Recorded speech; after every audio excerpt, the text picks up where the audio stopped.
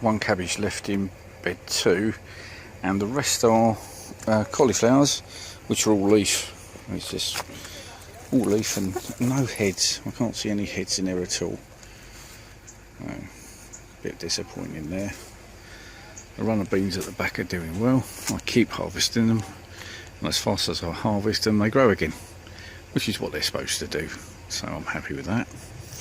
And here are the last couple of cabbages in bed 1, so I'm just keeping an eye on them because I've got a feeling this little fella here is likely to burst shortly, and these other 2 seem to be a bit later and a bit smaller. So yeah, I think he'll be coming home shortly, that one. The sprouts are doing well. I'm quite happy with the sprouts, but I do need to deal with the weeds in there. I keep meaning to do it, but just haven't got round to it. But they're on the way up. Bed 4, which is a swift corn, have just suddenly, more or less overnight, got tassels, and I hadn't even noticed there were actually corns there, I must admit. So I've given them a little shake and helped pollinate. The strawberries are still not doing much of anything, but we're trying to get the runners to go, and I think I will move them out of this bed. But the thing that's really quite impressive is the grapes. I mean, the grapes there are doing marvellously well.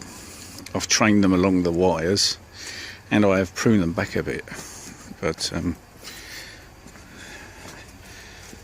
you can see the amount of grapes on there. If they get to full size, and if the birds don't get them all, there are quite a few there. And there's a load over here, and tucked behind the foliage. So we'll keep watering, and we'll keep hoping, but they're looking good.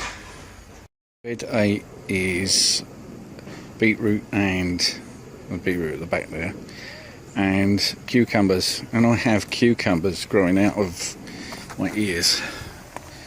It's a really nice long one there. You're kind of all over the place, really. So got more in the fridge than I can handle at the moment. Yeah, nice long one there. But this one looks like it's going to be look at that. Now that is what you call a long cucumber. It just needs to thicken up a bit. But they're all over the shop. Here's the back of the cucumber bed, and you can actually see more cucumbers here than you could looking at it from the other side. There's cues here. They're all over the place. One down here. There's 3 or 4 there. Oh, there's another little fella here. Yep, definitely a good year for cucumbers. Here's bed 9, which is parsnip at the back, and a few rows of carrots and some onions. Here's a little bit of a video update. The Crimson Crush tomatoes have all of a sudden gone red. That's pretty good. I might leave that another couple of days just to redden off a bit more before I pick it. The first bed, which is bed 9 of corn, I've got both of the tassels, and they're looking pretty good. Giving them a little shake to try and help them along there.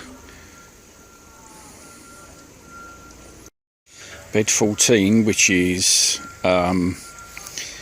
the French beans and a butternut squash. I water via the pot bottles that are pushed in the ground and then extended. Then I can put the hose inside. And in here somewhere there is butternut squash growing. There's one, I think there's another over here somewhere. Ooh. There you go, there's another one. So at least 2 butternut squash. But the foliage is taken over. The French beans are doing well.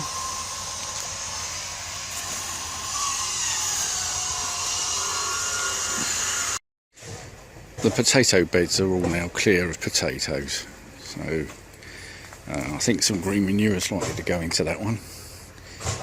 And I've got the timber on there to go around the edging to be done. So, yeah, all looking good.